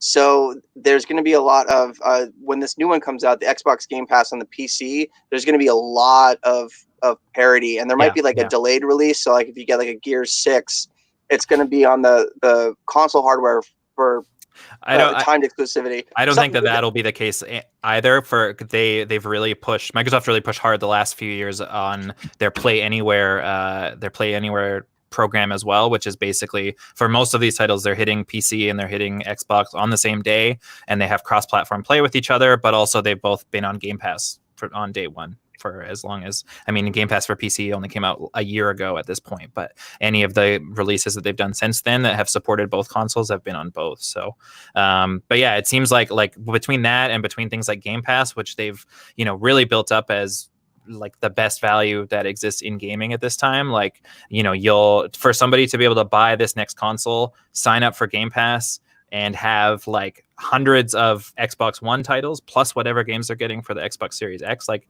instantly you're going to have a huge library of games, even if you skipped out on the last Xbox. And in fact, it might be a better purchase for those who skipped out on the last Xbox, because you take that home day one, you're going to play all the Halo games, you're going to get all the Gears of War games, you get Forza, you get so many titles within this Game Pass subscription that you won't have to pay a penny for outside of your $10 a month or whatever it costs.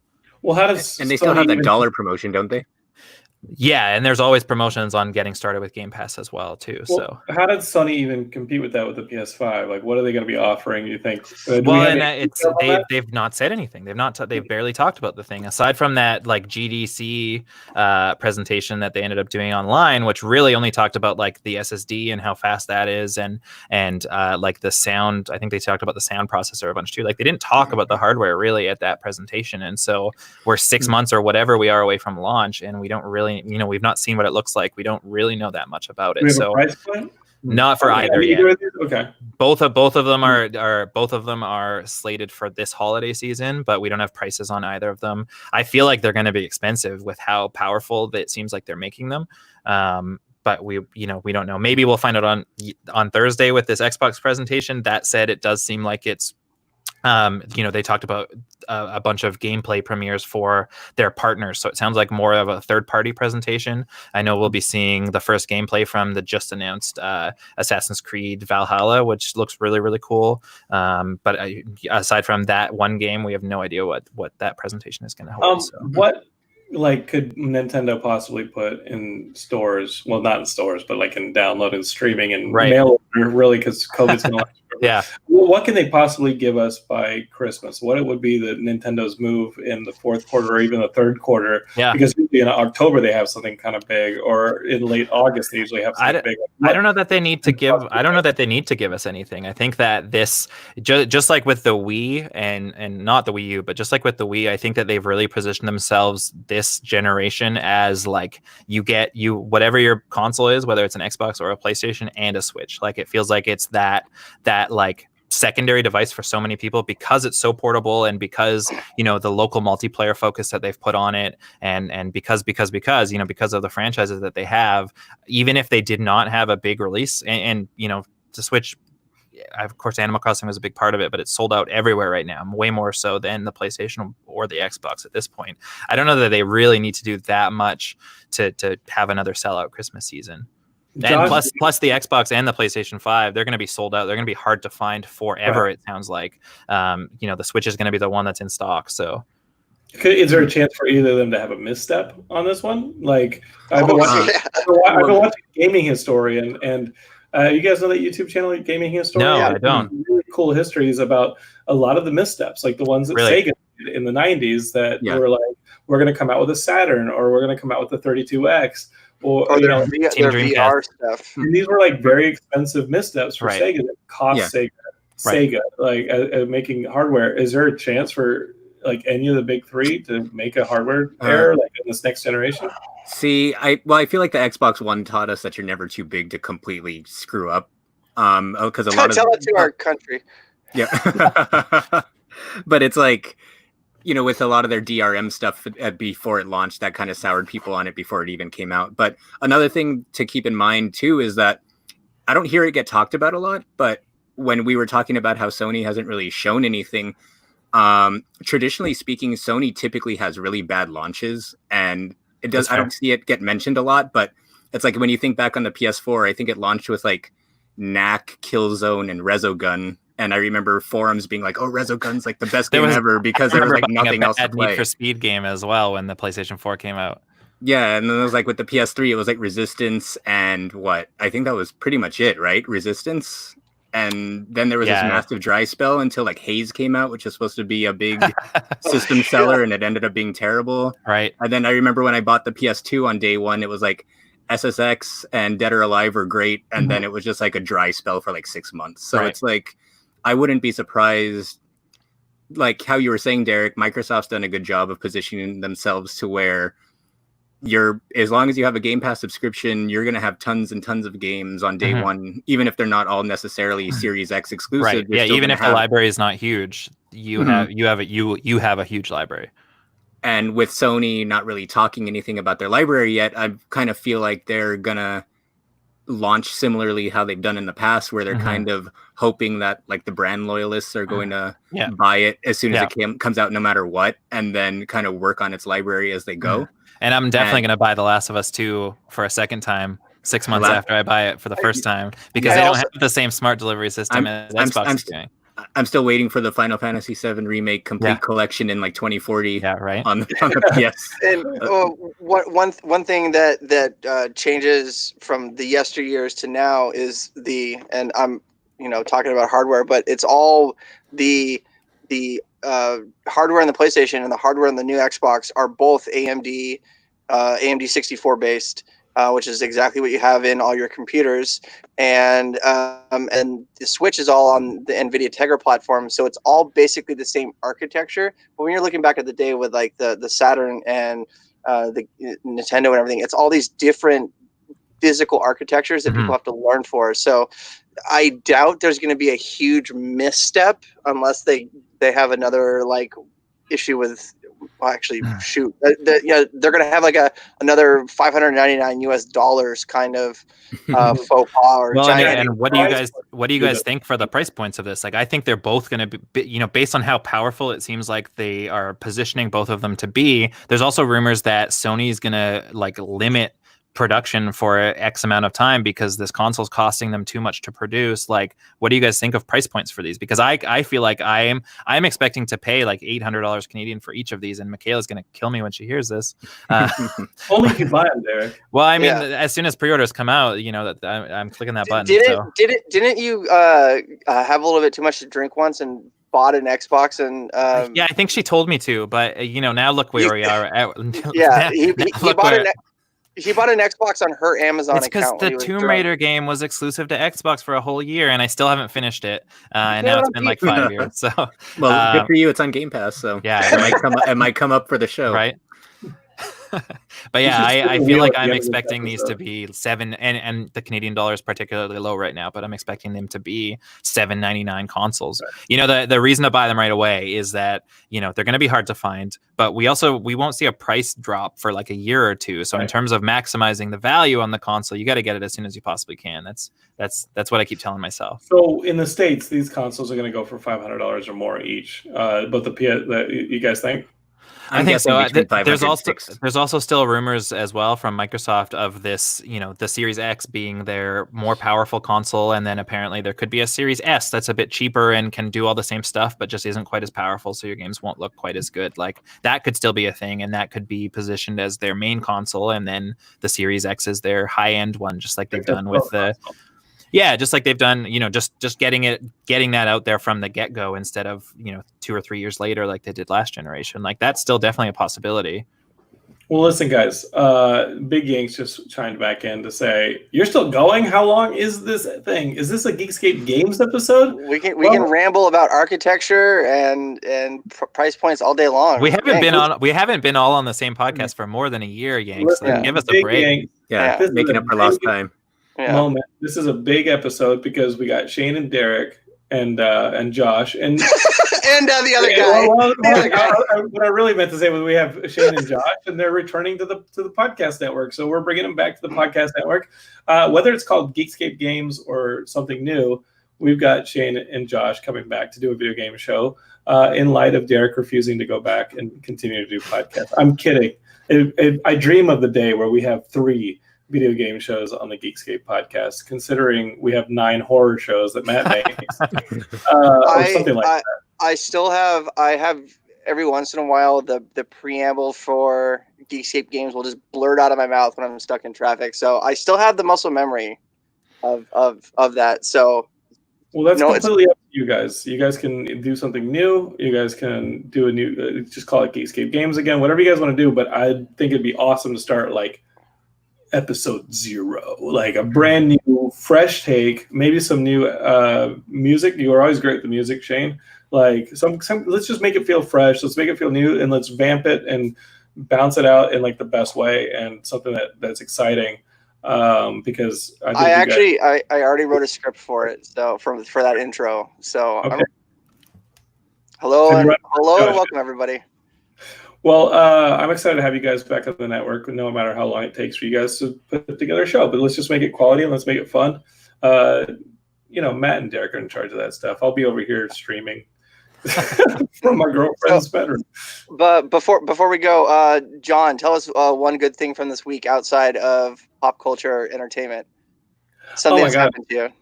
One good thing. Well, there's a few good things. I just can't talk about them because they involve like creative work, which is super cool. But I got to tell you, one thing that we've been doing is we've been getting in the car and doing drives, which, gas is pretty cheap right now.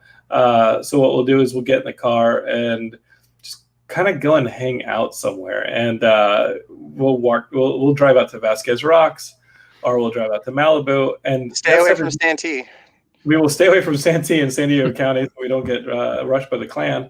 But for the most part, I think what's cool about it is just being able to explore a little bit and see like the place that you live in a new way, because California is pretty restrictive because of the travel. Like there is always traffic. Right. You don't always get, if you want to go out and see some cool place, well, everybody else does too. So now you actually get a chance to do it. And it got to the point where we were even talking about like driving to Austin to spend June at my parents' place, because we're all working remotely. And I've been lucky enough to get a job working remotely. But I think that's like the coolest thing for me is to be able to explore a little bit and just kind of spend time, with Heidi and by myself, just kind of doing that thing. That's been the positive here. What about you guys? Josh, what's been something good about you? Or I mean, everything about you is good, but something good. Thank you. Outside of all the frame, and I'm like, let's wave to me. No, yeah, just being thankful for being in a pretty decent position, all things considered. I actually got contacted by I was just talking to Shane about it yesterday, about the physical therapy job that I worked 6 months to get, and then worked for 2 days, and then told that I couldn't work anymore because of no patients were showing up because of COVID. So I just got emailed today saying that they want me to start trying to come back in for training sometime this month. So that's good. Yeah. That's awesome. Yeah, so I'm thankful for that, and just in general, just trying to make the best out of the situation. Thankfully, I've been able to be very productive in a lot of areas that I wasn't able to before. I'm trying to make the most out of the time of being unemployed, I guess. So it's been pretty good overall. I'll be so atrophied after this quarantine lifts that I'll probably need your physical therapy skills to so let's do that. And Josh gives the best happy endings. Oh yeah, there you go. What about you, Derek? Me being positive. Wow, that's tough. Do you guys still have the dog? We do still have the dog. It's not our thing. dog, but it feels like he's at home, and I don't know. Michaela like snuggles him like 20 hours a day, and it's something that we're like. I feel like I'm avoiding the conversation of, because I both don't want to like accept that either it is my dog or it isn't my dog. Like right now, it's what are the particulars of this animal that showed up? What do you mean? It's a dog. Yeah, but how did it show up? It just was there one day. No, it's petsovernight.com. No, it was Michaela is like, she's, for the last several years, she's like sent me photos of all these adoptable dogs like every single day of my life, basically. And this dog all of a sudden needed like an emergency foster because somebody had adopted it. It's like a rescue dog from Mexico. Somebody had adopted it, and somebody Drug in mule. the local area had adopted it and had it for a few my weeks. parents ended up with me. They had it for a few weeks, and it and their cats were not getting along, and so they couldn't keep it because they like cats better, I guess. And so we took it in, and yeah, and we've had it for I think just over 3 weeks now, and he's just super cute. And I don't know, it's been good in a lot of ways for me as well. Like I was not really leaving the house very often because I'm working from home and don't have a lot of reason to. And so I've been, to take him for walks and stuff has been great, and all that sort of stuff. And I don't know. You gotta fill up your rings. Yeah, right. Got to fill my rings. Derek's and yeah, he's super cute. And what's his name? His name is like Tiger, which I don't really like. So if we what did you want to name him? You don't. How do you know we have names already? We don't. What do you? Derek, you have a name for the dog, don't you? Yeah, there's a few different names floating around. I think that the top two are we really like. Otis is a cute name, and also Tucker is a cute name as well. You can just keep it a damn dog. Oh my god! How could you possibly give the dog away at this point, dude? Well, it's like the hardest thing is like right now it fits and it's very convenient because it doesn't need to be home alone and whatever. And the big thing is like when life returns to normal and Michaela's doing 12-hour shifts and I am working for 8 hours, but also driving an hour plus each way. Like how does the dog fit into that? And affording the dog and he also he was like a street dog and has kind of a bum leg because he got hit by a car and it just kind of healed itself. And what do vet bills in the future look like? Like there's so many variables there, I guess. And Derek, yeah, don't worry about the troubles that haven't come yet. All right, buddy. Like crowdfunding. One thing at a time. Like no wonder you're stressed out. You are anything but present. All right, like page. Have you guys met me before? I'm always worried about like everything that's probably not going to happen. Hey! Remember, there's been times where we snuck into that IGN party at Comic-Con. Like, what are we gonna do? What if they say no? What if we get caught? And I'm just like, hold on, let me handle it. Hi, I'm Eric Diaz. I'm on the list. Yeah, you need a little bit more Shane in your life, and we're gonna have more Shane in our lives here when he returns to the podcast network. Shane, what is your positive? My sick vape. No, oh god, I'm just gonna mute you permanently. So Josh is returning to the Geekscape podcast network. I don't know about Shane. I promise. I have a legit one. The Aquabats are putting out their first album in 4 years, Kooky, Spooky, and Stereo, and the 2 singles are out, and it's the Aquabats was the best band in the world, and so check out their music video for Pajama Zone, which is all about a song about ordering stuff on Amazon and staying at home and not going outside. So it's the perfect time. and they recorded this song last year. So Shane, you said not pop culture included. Like that's true. That is very pop culture. In fact, we've had the Aquabats on Geekscape. Like, come on, pal. What is the positive that doesn't involve pop culture? And yes, it is awesome that the Aquabats are having a brand new album coming out. How about this? I have a girlfriend who is a healthy relationship who I love very much. Her name is Justice. Thank you, Shane, for joining the show. Her name is Justice, and I met her last year. But in the first year of sobriety and AA, you're not supposed to date.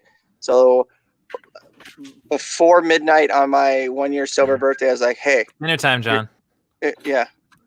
The studio rental's checking on her, and that's we're wrapping up. You're going over your time. Oh, geez, I'm gonna have to pay the bill. Okay.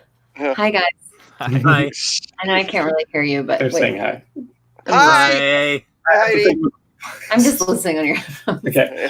Shane, you were saying? It's been 2 hours. No, just I have a healthy relationship for the first time in my life. So it's odd. So I'm really happy for my girlfriend, and she's an Animal Crossing MLG Pro. So she's a great resource for all that. Okay. Well, there we have it. Healthy relationships. I'm glad to see you healthy, Shane. She's a close second to the Aquabats, which are always number one. And I'm glad to see Josh still healthy and that he fixed everything going on. Love you guys so much. Anything else to add? I would say that you guys are coming back to the network soon. This has been fun. I like talking video games with you guys. I'm not nearly as knowledgeable as the three of you, so it's awesome being able to pick your brains. Heidi came in and was like, wrap it up. But she didn't really mean that. But I was just conscious of the podcast listeners and being like, hey, you got to make it. You got to. No, never mind. I start clamming up the second I start thinking about the podcast listeners. I love you, podcast listeners, but sometimes you get the short end of the stick now with the live streaming. Okay, guys, I love you guys. Final thoughts? I think we don't need them. Do we need them? No.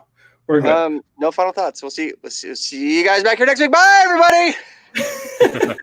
Hey, yeah, and expect to see Shane and Josh back on the network very soon, and Derek with a brand new episode of his podcast sometime in the next few months. They are my favorite shows on the network, so I'm excited to have these three guys making content. Kraneveldt for Prime Minister. Kraneveldt for Prime Minister. Love you guys. That is it for Geekscape. Super long video game episode. Over and out. Thanks, guys. Peace.